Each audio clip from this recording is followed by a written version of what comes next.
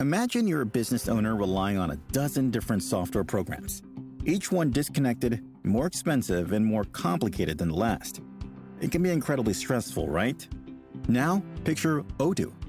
Odoo brings all the tools your business needs into one simple platform. CRM, accounting, inventory, manufacturing, marketing, HR, and more. All seamlessly connected.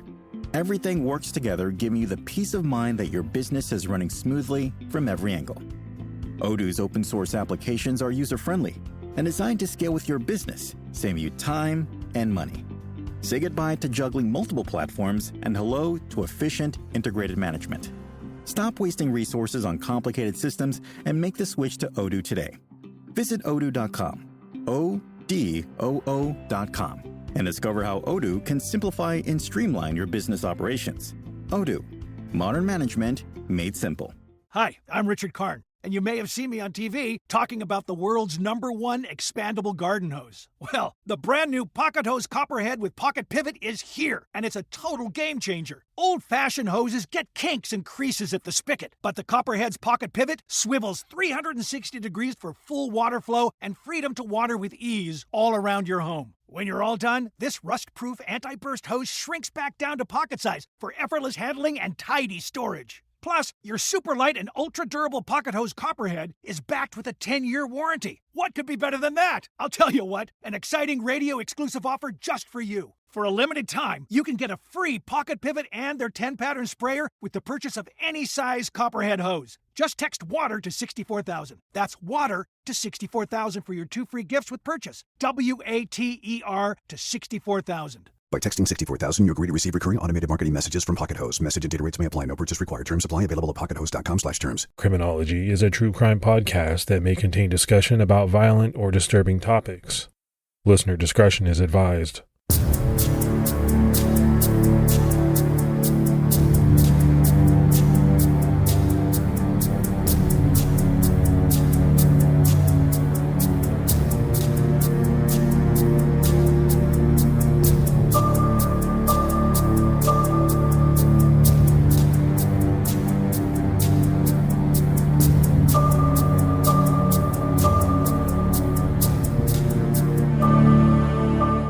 Hello, everyone, and welcome to episode 298 of the Criminology podcast. I'm Mike Ferguson.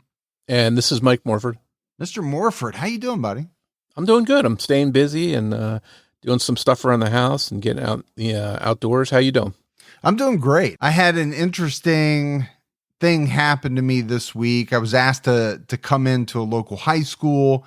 There's a teacher there who teaches a forensic science class, actually 1 and 2, and she uses the podcasts as part of the class. So she asked me to come in for this leadership thing that they do. It was really amazing. I mean, these kids were smart. They asked a ton of great questions, and I just really had a lot of fun with it. Oh, that's awesome. Anytime you can help out, the future leaders of America, it's a good thing. Yeah, no, I was glad I did it. I really was. Let's go ahead and give our Patreon shout outs. We had Cowgirl 521, Kelly Louise, LaDon Turner jumped out at her highest level, and we had Madison Perkins. So a lot of great new support. We really appreciate it.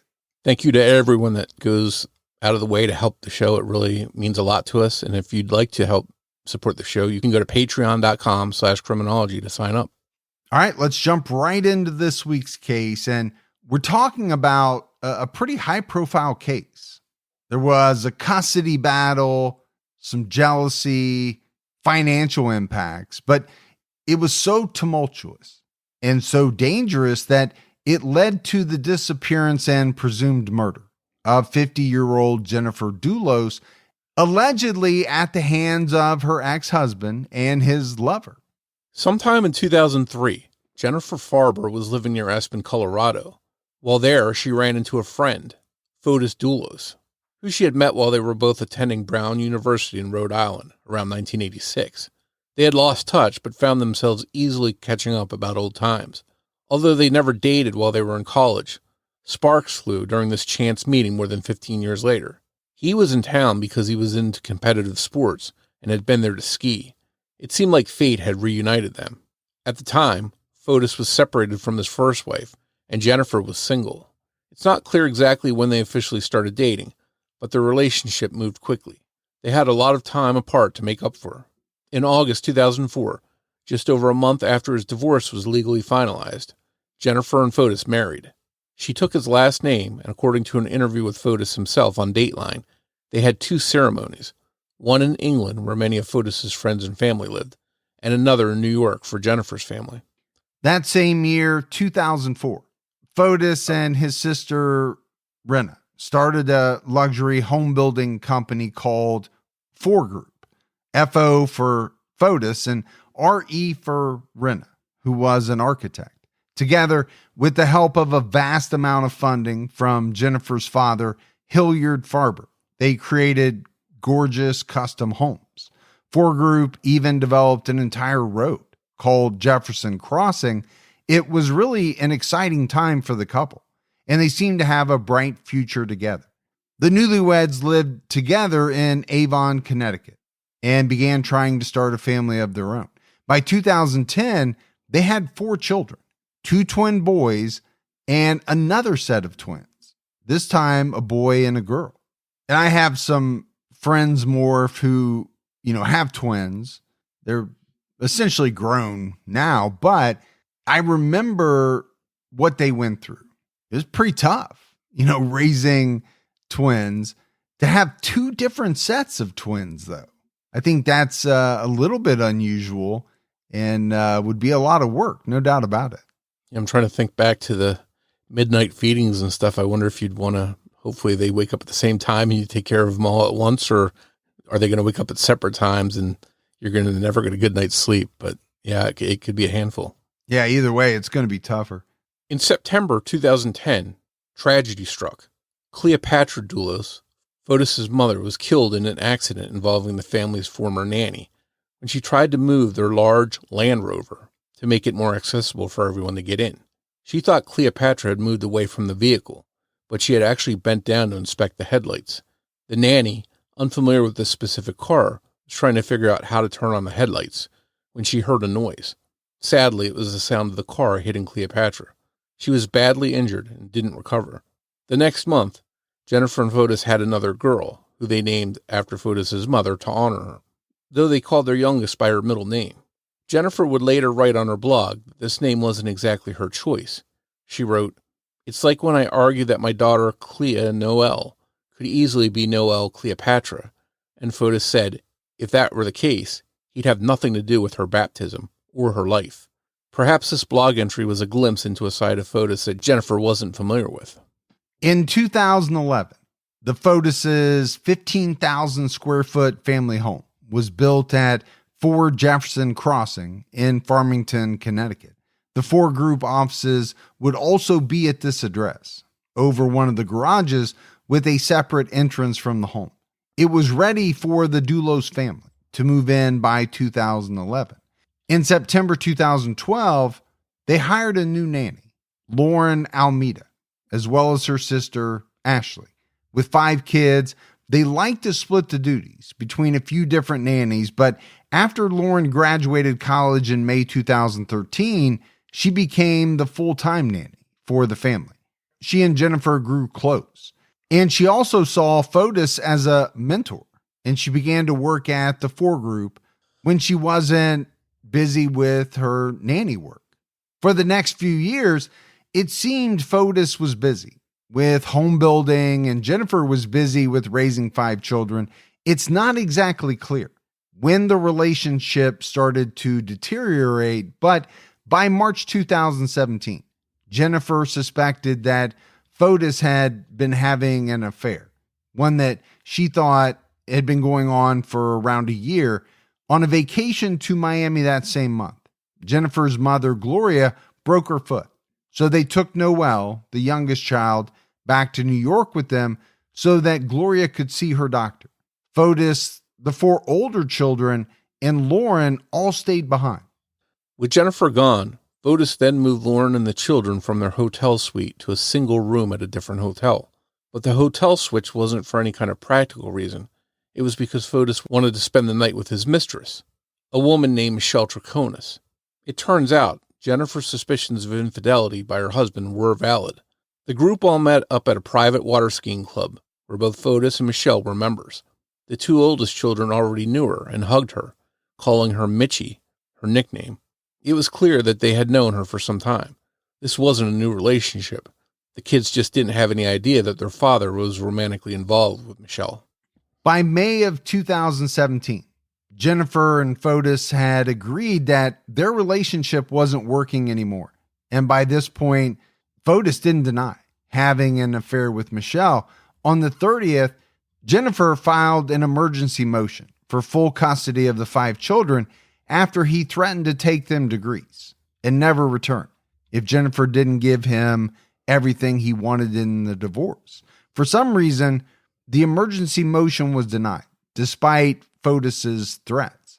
Perhaps had that emergency motion for custody been granted to Jennifer and other precautions been taken, what happened next might not have ever happened.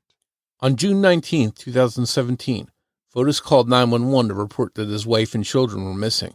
He told the dispatcher that they had all headed to New York to visit the grave of Jennifer's father, Hilliard, who had passed away that January, but they hadn't returned, and Jennifer wasn't answering her cell phone. It turns out that Jennifer and the kids were safe. Jennifer had taken the children and fled to a home she had prepared with Lauren's help, slowly moving items out of their home over time so that Fotis wouldn't notice before they made their final move. The day after his 911 call, she filed for divorce. She and the children ended up living at 69 Wells Lane in New Canaan, Connecticut. By December that year, Michelle Troconis and her 12-year-old daughter had moved in with Fotis at 4 Jefferson Crossing.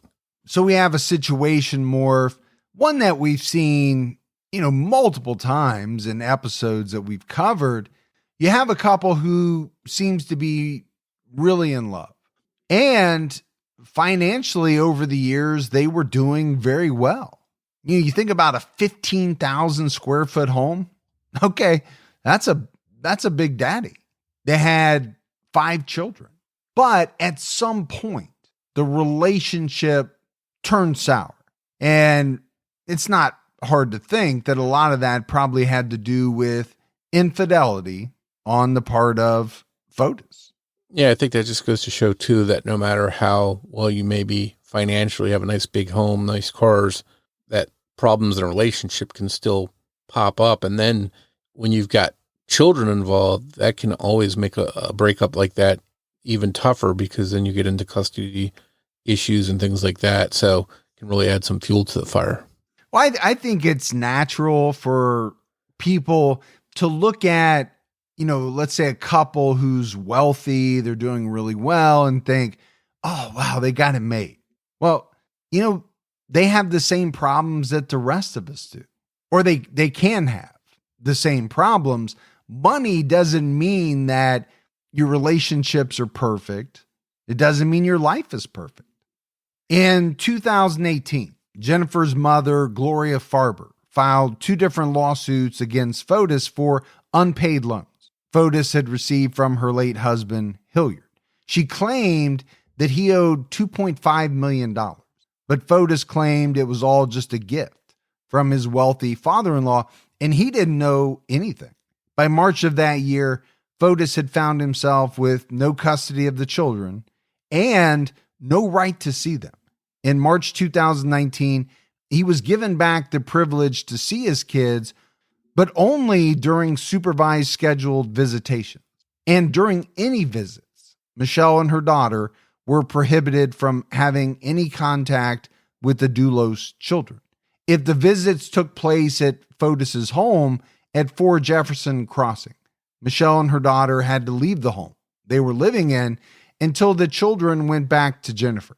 This is something Michelle would later tell investigators was like torture. Jennifer was looking into moving to Colorado for a fresh start.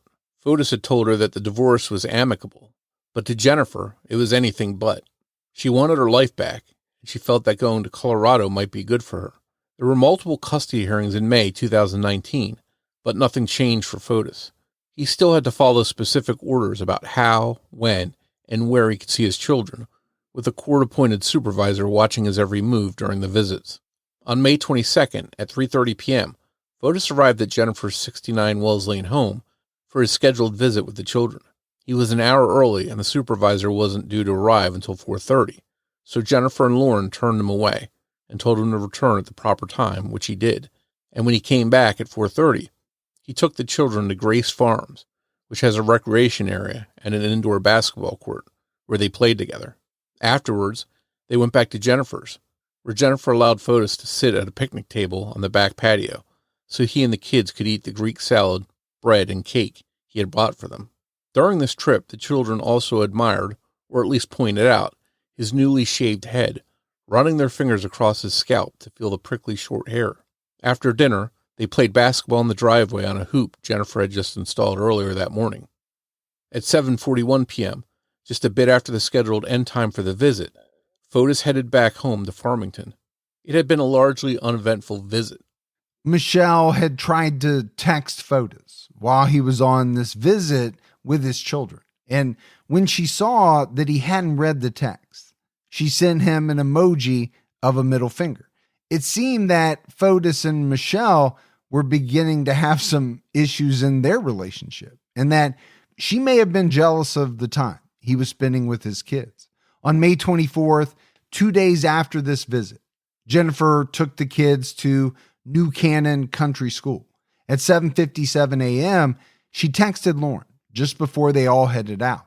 A neighbor's surveillance camera caught her 2017 Suburban coming home at 8:05 a.m. At 10:25, the same camera caught the Suburban leaving.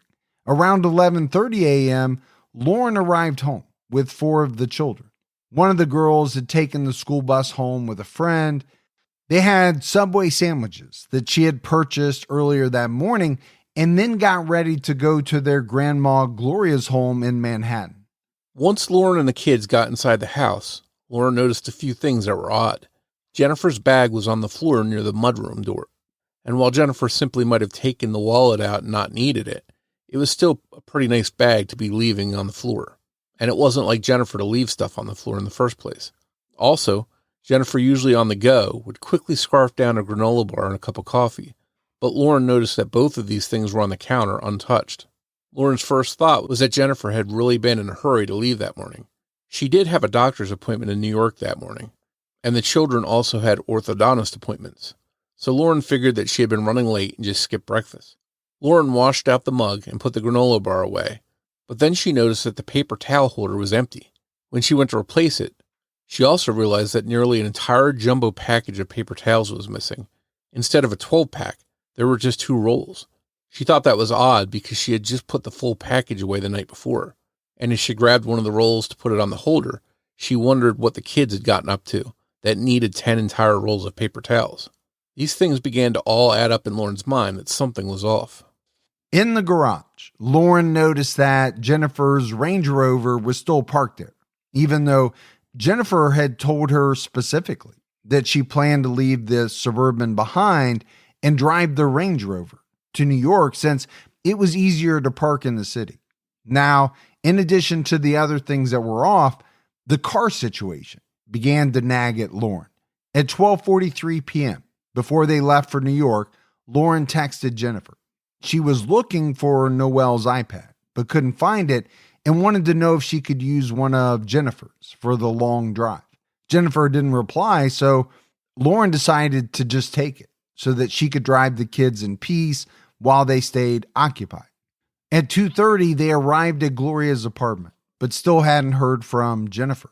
Lauren was kind of worried, but also just wondering what could have been taking so long at the doctor. At 4 p.m., Lauren called Jennifer again. She figured by this time, surely even a very busy mother with 5 kids would have been able to sneak a text to the nanny. But the call went straight to voicemail, and it was at this point that Lauren couldn't ignore everything that had been off that day. And she knew that something was very wrong. But with 5 children with her, she didn't want to panic or worry them, so she tried to play it cool. Lauren contacted a few of Jennifer's close friends, and no one had seen or heard from her. A little while later, Jennifer didn't show up to the orthodontist appointments the kids had. Not showing up for appointments was completely unlike Jennifer, especially when it came to her children. Finally, Lauren felt she couldn't put it off anymore. She needed to go to the police, and just before 7 p.m., Jennifer Dulos was reported missing to the New Canaan Police Department. Not long after, her Suburban was found parked on Lapham Road, near Waveney Park, about a mile south of her home. The lights were still in the on position, the battery was dead, and the car had been left in reverse. There was what appeared to be blood spatter on the passenger side of the car. Just before 9 p.m., Lauren called Fotis, basically at the request of the authorities, since she had the children and Jennifer was missing. Fotis only asked about the kids and didn't ask about Jennifer at all. He requested that Lauren have them ready for their scheduled visit on time in the morning. Lauren had refused to participate in the custody exchanges long before that due to how nasty Fotis had treated her, and this upcoming visit would be no different. Lauren had no plans of dropping them off with him. At 9 a.m. on Saturday, the 25th, a detective from the New Canaan Police Department asked Fotis to come in and cooperate with the investigation. They agreed to meet around noon, but Fotis didn't show up until almost 3 p.m. A detective asked him for his phone, and Fotis voluntarily unlocked it so that it could be placed on airplane mode. He also revealed the passcode to the phone, 0000.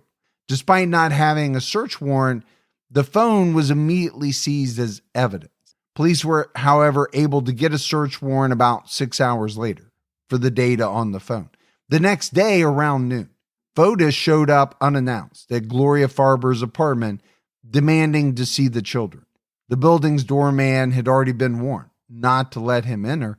Around 5 hours later, Fotis texted Lauren from a new phone number asking her to give him an update on the children every 3 hours. But once again, he didn't seem to have any questions about Jennifer or whether she had been found.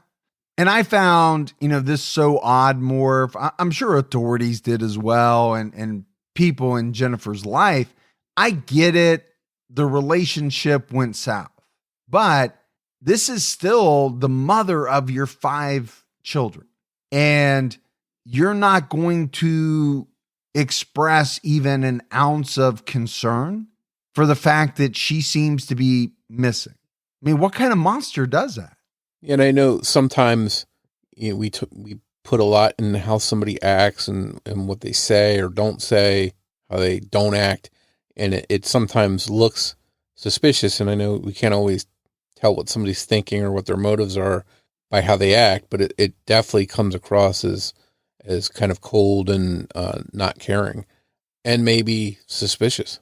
Yeah, I would think to police, at the very least, it would be suspicious because it just doesn't seem natural.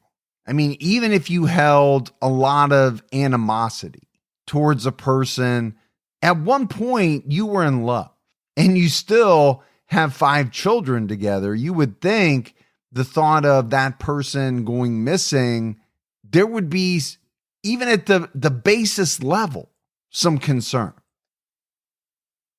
Detectives came to believe that Jennifer had been the victim of a very serious assault in her garage. Blood was found on the parked Range Rover. Some of it looked to be patterned like someone touched the car with a bloody gloved hand, and spatter on the garage floor as well as the underside of the Range Rover. Detectives showed Lauren photos of the garage, and she was able to determine that 2 camping pillows that the kids used and a bucket of cleaning supplies used by the housekeeper were missing. On the evening of May 31st, Fotis and Michelle were at a private water ski club in Avon, Connecticut, attending a barbecue, when they saw that news about the 2 of them was breaking. Based on the search warrant for his phone, authorities had determined that Fotis had traveled to Albany Avenue in Hartford, where there is an extensive network of surveillance cameras, and that he had thrown away multiple bags of trash and other items, including a WeatherTech floor mat, in different trash cans along the road on the evening of May 24th. When they realized what was happening, they immediately left the club. As they walked away, Fotis was witnessed to be already making a call, presumably to a lawyer. That same day, authorities seized his Ford F-150 Raptor, which was seen driving down Albany Avenue the evening that Jennifer disappeared. The next day, arrest warrants were issued for both Michelle Troconis and Fotis Dulos for tampering with evidence and hindering prosecution. They were both taken into custody without incident. Fotis' home at 4 Jefferson Crossing was searched on June 3rd. Not much was found, but one thing of interest was a set of handwritten documents. Michelle insisted they were timelines, but authorities would call them alibi scripts. They covered May 24th from 6:40 a.m. to 5:10 p.m. There was one timeline written by Michelle that listed them waking up together and taking a shower. The timeline written by Fotis mentions a call from his friend, a man named Andreas Tutiaridis. Neither timeline mentioned a trip to Albany Avenue. Both Michelle and Fotis were released on bond 10 days after they were brought in. On October 26th, Michelle's things were moved out of 4 Jefferson Crossing. She and Fotis had officially broken up, though it's believed they hadn't had any contact since their arrest.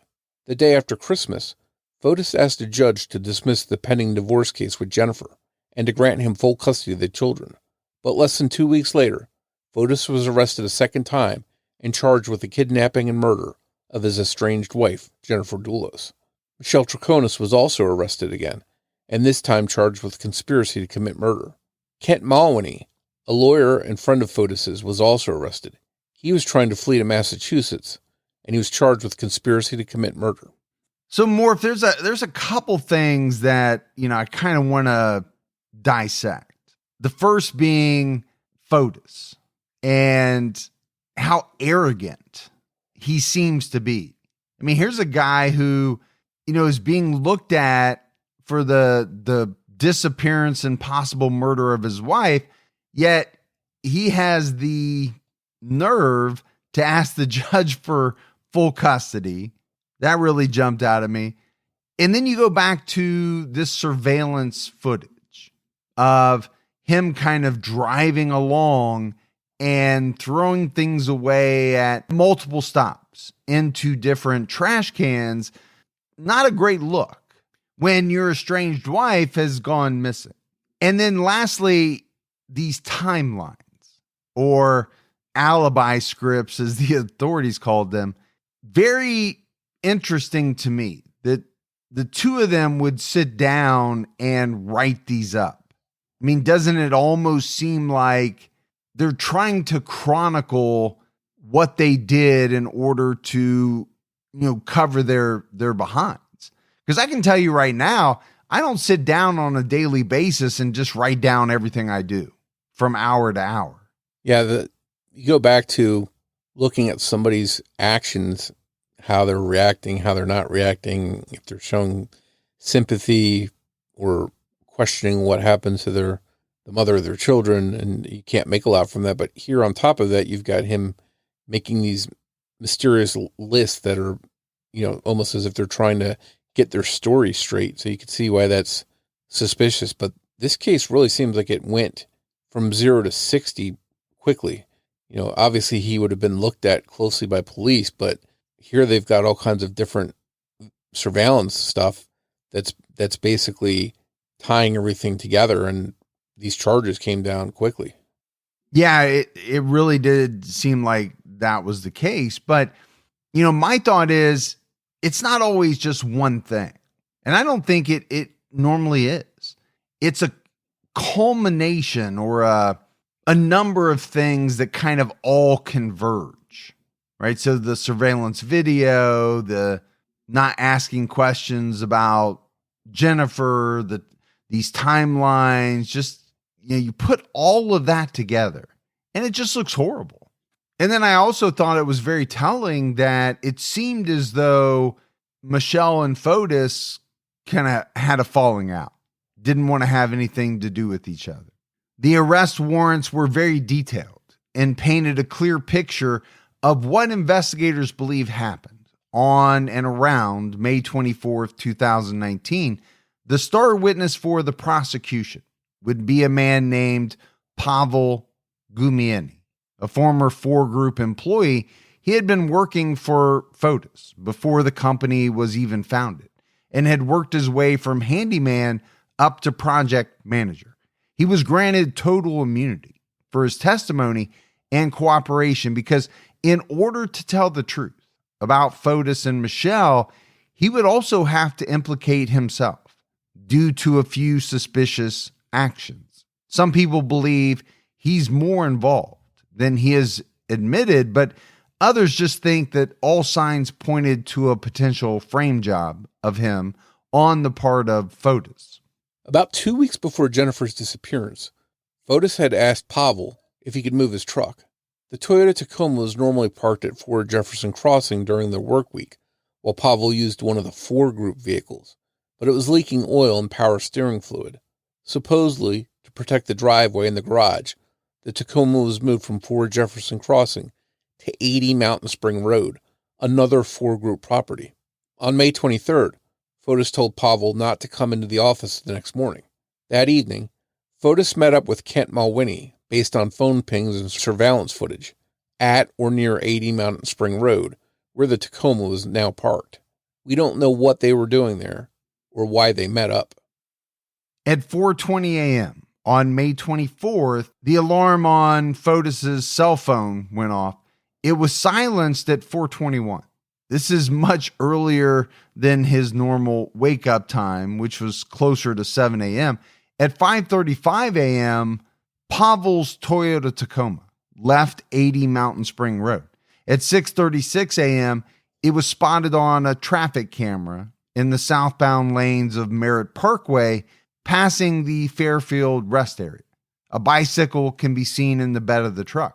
At 7:03 a.m., it was spotted again, still heading south on Merritt Parkway, this time passing the New Canaan rest area. At 7:05 a.m., a school bus driving down Lapham Road recorded on its surveillance video an empty turnout on the side of the road. At 7:20 a.m., Kent's phone began to ping from the tower that covers 4 Jefferson Crossing. Just 20 minutes later, around 70 miles away, another school bus passed the turnout on Lapham Road. This time, that bus's security system recorded a Toyota Tacoma parked there. This spot is just 100 feet from where Jennifer's Suburban would be found abandoned later that evening. Around this same time, a man on a bicycle was captured on surveillance cameras passing 376 Weed Street. This would be on the route from Lapham Road to Wells Lane. Investigators believe that Fotis used the bike seen in the bed of the Tacoma to bike to Jennifer's home, where he waited for her to come home from dropping off the kids, hiding the entire time. At around 8 a.m., Pavel took the 4-group F-150 Raptor from his home in Simsbury to work on a property in New Canaan. At 8:24 a.m., Fotis's phone received a call from his friend in Greece, Andreas, and it was answered by Michelle Troconis, who claimed that Kent told her to answer it. It lasted just 17 seconds. Just before 10 a.m., Pavel arrived at 61 Sturbridge Hill Road, the property he was helping to renovate for the 4-group. This is confirmed by the Raptor's OnStar tracking system. The truck was there until around 12:30 p.m. At 10:25 a.m., Jennifer's Suburban was seen leaving her home. In the police theory, this was Fotis driving, not Jennifer. By this time, she had already been either killed or incapacitated and was being transported away from the crime scene by Fotis. The blood in the garage proved that this was where she was attacked. The shaved head the children were admiring was really preparation for this attack. He didn't want to risk leaving any of his hair in the garage, somewhere there would be no excuse for it to be, since Jennifer never would have allowed him inside. The newly shaved head also happened to match the normal haircut of Pavel Gumieni, whose truck he was driving that day, and who also happened to be in New Canaan that very day. So perhaps Fotis wanted it to appear that Pavel was driving his own truck around and not him. Or perhaps if any witnesses saw anything, Pavel might be suspected. And this is where the belief by some comes in that maybe Fotis was trying to frame Pavel. At 10:38 a.m., Jennifer's phone pinged near Lapham Road, where her car would be found abandoned. At 11:09 a.m., her phone was turned off.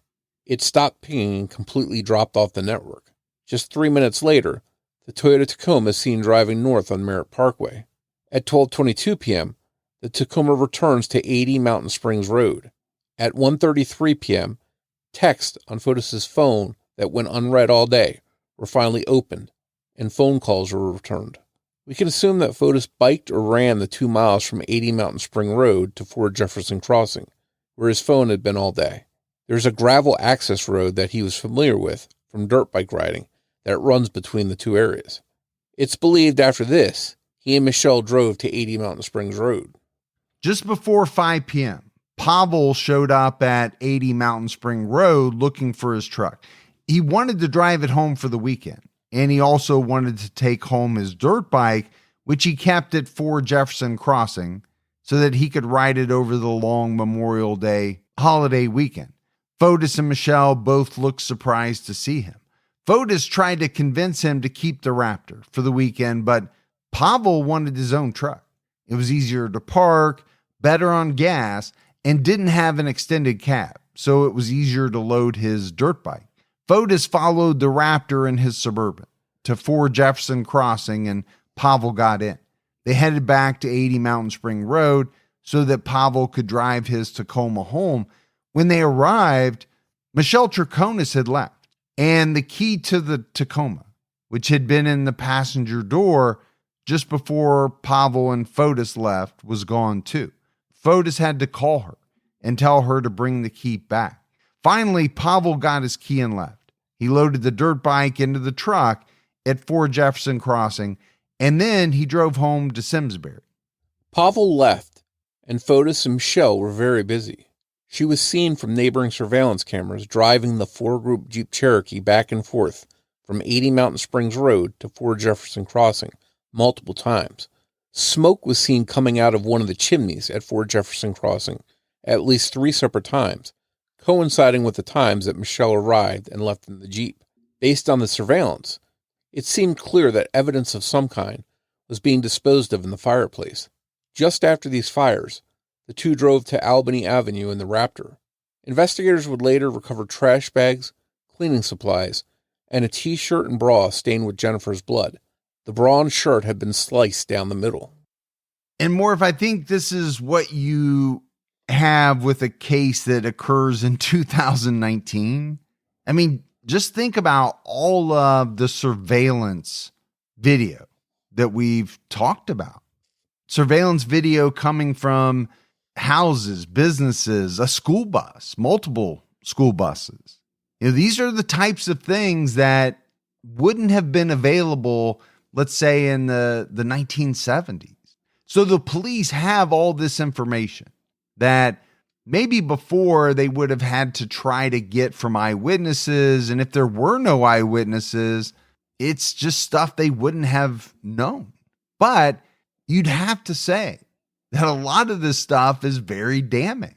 Yeah, I think it definitely helped the police connect the dots and build a timeline here. And, you know, going back to the surveillance, as the years go by, it just seems like it's more and more common. Even the buses in this case had surveillance systems on them. So it seems like it's going to be harder and harder for people to get away with stuff the more that this stuff is readily available and out there.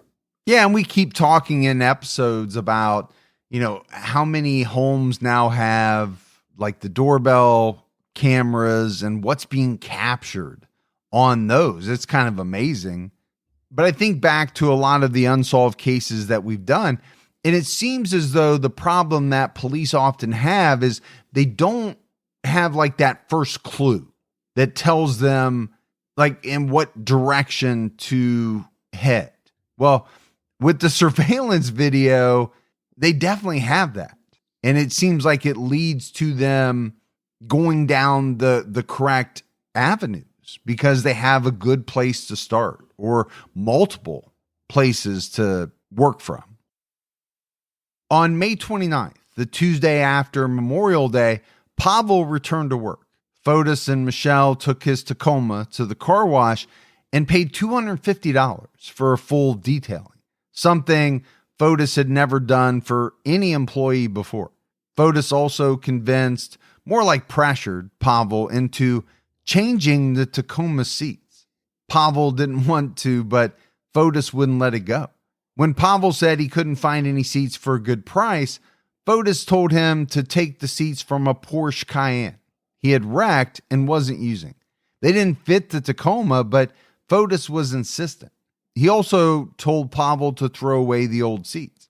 Though Pavel did remove the seats from the Tacoma, he kept them. The Porsche seats were just placed inside, making the truck basically unusable. A drop of Jennifer's blood was later found on the passenger seat fabric.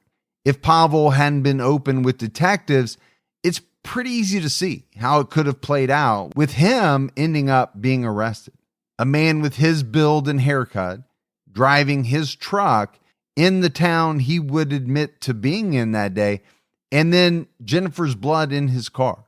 Instead, he contacted a lawyer who helped him legally navigate his cooperation with police. And I think this is just one more incident that kind of really stands out, right? This Pavel guy had worked for Fotis for a long time. And when you know someone for a long time, you work for them for a long time, you know how they act. This wasn't a guy who just offered up to detail your truck and pay $250. And most people don't. Why would they? And then this whole insistence about changing out the seats in the truck and using seats for what is a very expensive car, Porsche Cayenne. Now I get it, it was wrecked, but using seats from that don't even fit. It's just all leading you to believe that something hinky is going on. Yeah, and you wonder if Pavel started to suspect that maybe he's being set up for something, this whole involvement with his vehicle now. And now Fotis even has his hairstyle. Maybe he sensed he was going to be a patsy here, and that's why he decided to cooperate. But yeah, I don't know about you, but if somebody asked me to suddenly change my seats out and was offering to detail my truck for me, I'd be like, okay, something's very fishy here. Yeah, and back to your question, I do think that he got suspicious. I think it's the reason why he kept the seats from the Tacoma, even though Fotis wanted him to get rid of them. And then I think it's why he contacted a lawyer. He knew something very wrong was happening and that it could be at his expense. For the other three people who didn't cooperate, bond was set quite high. $6 million for Fotis, $2.1 million for Michelle, and $2 million for Kent. Michelle was the first to be released under the conditions she wear a GPS ankle monitor and comply with the terms of house arrest. The next day, Fotis was released on the same conditions. Immediately it was discovered that two properties Fotis put up as collateral on the bond were in foreclosure. On January 3rd, the terms of Fotis' house arrest were made more strict due to the bond issue, and also because Fotis had violated the terms by leaving his home to tear down a memorial to Jennifer at the end of the road.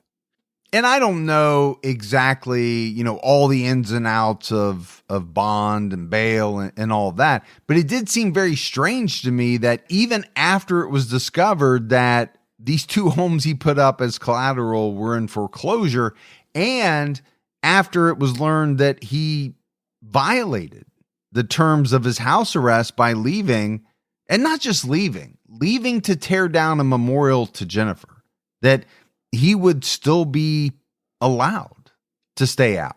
And I think the whole leaving the home to take down the memorial is just one more thing that doesn't look good for Fotis. It seems again that he's not concerned about her and is even tearing down a memorial to her. At noon on January 28th, 2020, Fotis had a bond hearing, but he didn't make it. This was a pretty important hearing. Due to the foreclosure issue, his bond was expected to be revoked, and he knew he would end up going back to jail until trial or until he could come up with a different way to put up the $6 million. Around 11:30 a.m., his lawyer started worrying when he wasn't responding to their calls, and he hadn't shown up to prepare for the hearing. Authorities could see on the monitoring system that he hadn't even left the house, even though he was expected in Stamford over an hour away, likely because everyone involved knew the stakes and also the expected outcome of the hearing. A wellness check was immediately performed. Fotis was in his 2015 Suburban with a hose running from the exhaust pipe to the interior of the car. Next to him in the car were photos of him with his children, a Tylenol PM bottle, and a roll of electrical tape. There was also a note. He proclaimed his innocence and also wrote that Michelle and Kent were innocent and that his attorney, Norm Pattis, could explain why he was seen throwing away those trash bags on Albany Avenue. Officers performed CPR until an ambulance arrived, and news choppers circled overhead, catching the footage of them attempting to save Fotis. But he was pronounced deceased long enough that his family in Greece were notified, and it was announced live on the news. But on the way to the hospital, a pulse was found.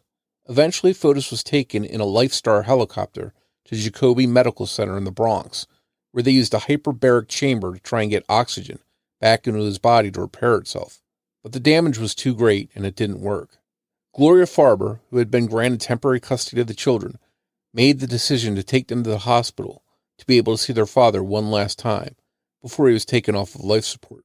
On January 30th, 2020, at 5:32 p.m., Fotis Dulos was officially pronounced dead.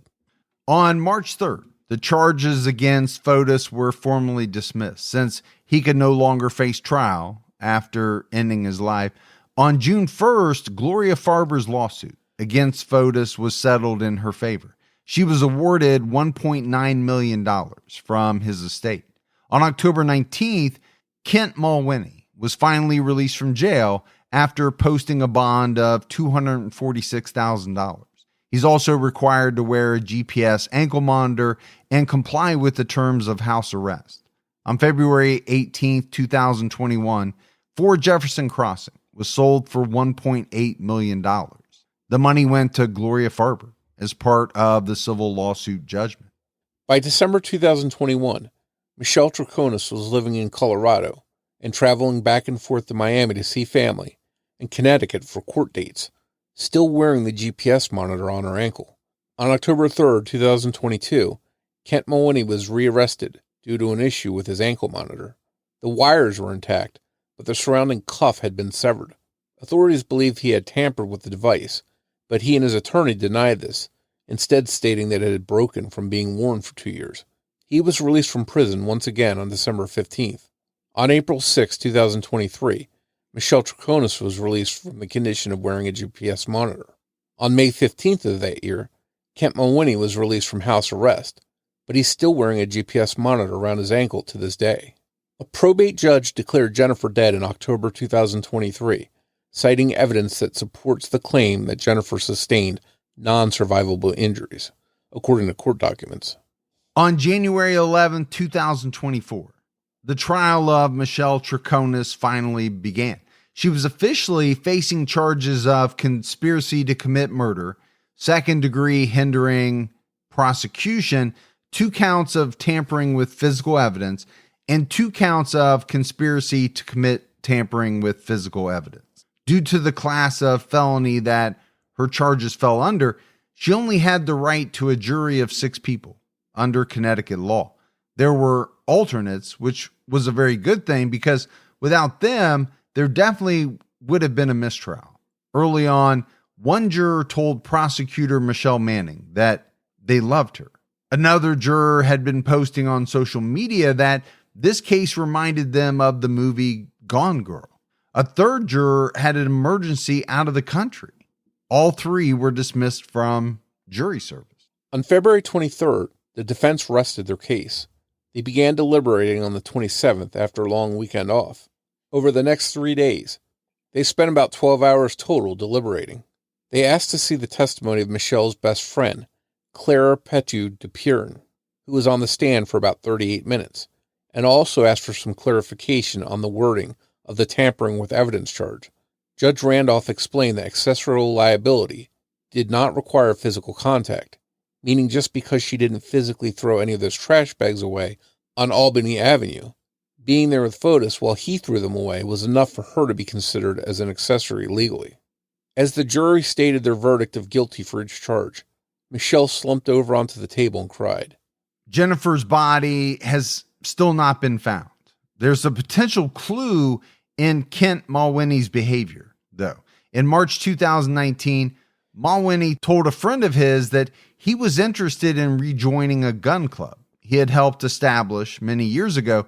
This friend told him about a hidden key to the logging chain blocking the club's entrance and told him to help himself. He was a co-founder, after all. Mulwiney's phone pinged near the Windsor Rod and Gun Club in East Granby on March 29th, less than 2 months before two members found what they called a human grave. The 3-foot deep hole was 6 feet long and 2 feet wide. A tarp and multiple unopened bags of lime were down in the hole, which was covered by barbecue grill grates and buried by leaves to hide it. The men removed the barbecue grates and kicked dirt in the hole to hastily fill it in, so that no one would accidentally fall into it. On May 22nd, one of the men was at the club again and checked the hole. The bags of lime were now gone, and the hole was now a pit of mud, half full of water. Mulwiney's phone pinged at the club again at 11 p.m. on the night of May 31st, just hours after Fotis and Michelle had been dumping bags on Albany Avenue. We don't know what he was doing there, of course, and presumably whoever had dug the hole would have noticed that it wasn't a secret when they went to retrieve the lime and saw the grates had been removed. Assuming the bags of lime belonged to Fotis or Mulwiney, it seems likely that they were taken to another hole in one of the many wooded areas in Connecticut. Many people following the case believe that Mulwiney knows the location of Jennifer's remains and are hoping the conviction of Michelle Troconis shocks him into revealing the location in hopes of a lighter sentence at his own trial. The sentencing hearing for Michelle Troconis is set for May 31st, 2024. The first date that the clerk found empty on the calendar was May 24th, the 5th anniversary of Jennifer's murder. Everyone involved agreed that that date would be inappropriate, and it was moved to the anniversary of the date that authorities seized the trash from Albany Avenue. Many believe that this first proposed date was a sign of some kind from Jennifer or from the universe that justice had been achieved. Before Troconis is sentenced, we should know what is going on with Kent Mulwiney's trial. His next court date on the docket is May 15th. And it looks like they may finalize the schedule for trial on that date. So Morf, as we wrap up this case, it's a complex case. It's a very interesting case. It's also a very sad case. There are so many times and dates and sightings due to the amount of surveillance video footage that it's almost mind-blowing what police have to work with. I find it very hard to believe that Kent is going to come out of this thing unscathed. I don't believe that Fotis would have had he gone to trial. We know that Michelle was found guilty on multiple charges. We're going to have to wait and see what happens to Kent, but I can't imagine it's going to be good. Now, there's unanswered questions in this case, and obviously Fotis isn't around to answer some of the questions, but you have to wonder what was in it for Kent. What was he getting out of it to help, to put his freedom in jeopardy and go to prison? Was there some kind of financial gain? And anytime we talk about cases where there's multiple people involved, it always amazes me that one of them doesn't just step forward and say, hey, this is not a good idea. I don't want to be part of this. We can't do this. And it just shocks me when I hear these cases where multiple people are involved in a crime like this. Well, and I think it's a great question about Kent. When you look at Fotis, you look at Michelle, it's pretty obvious to me what their motives were, but not as obvious when it comes to Kent Mulwiney. He wasn't involved in the situation in the same way that Fotis and Michelle were. his happiness didn't seem to hinge on the relationship, the custody, or anything to do with Jennifer. So it had to have been a tie with Fotis. And, you mentioned money. That might have been it. I think we'll have to wait and see what comes out at trial. But I do want to go back to what you talked about with Fotis. Because he never actually went to trial, there are some things that may never be known. Kind of what you're left with is the prosecution's theory or what they put forth ahead of the trial.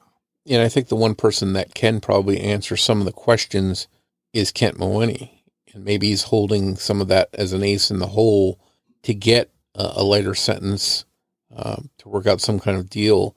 And he'll reveal what happened, what he knows, what the benefit to him would have been, and most importantly, probably where Jennifer's remains are.